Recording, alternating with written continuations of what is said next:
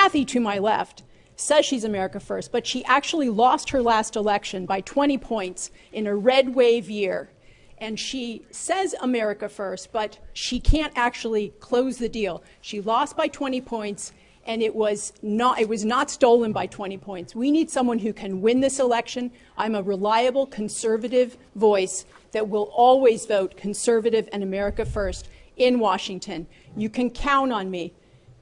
They did not steal that election by 20 points. She lost her last election to a weak Democrat. John Fetterman is not a weak Democrat. He's strong.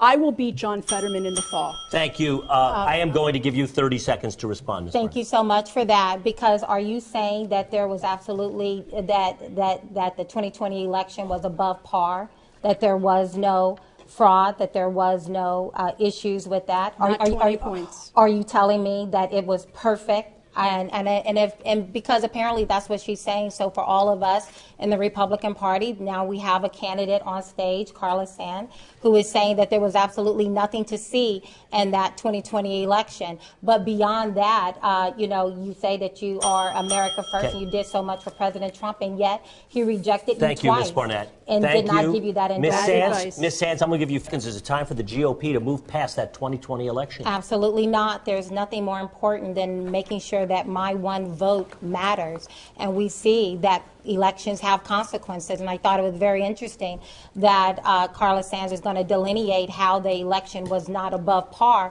and yet try to throw me under the bus for what I had no control over. We ran an amazing race in 2020.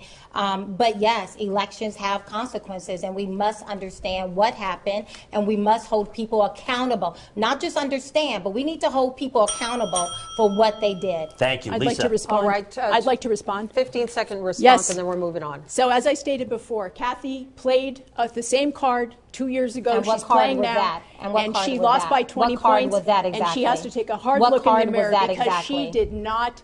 So they did not steal the election by 20 Ms. Barnette, points. I'm going to ask that you refrain from speaking when Ms. Sands is speaking. 15 seconds for your rebuttal. We are then going to be moving on to another topic. We have to try to get in as many topics as possible. But she called my name and she made a salacious comment towards me, so I will be asking for You will get a chance to respond. Ms. Sands first. 15 seconds. Yes, as I said before, the election of 2020 was not stolen by 20 points.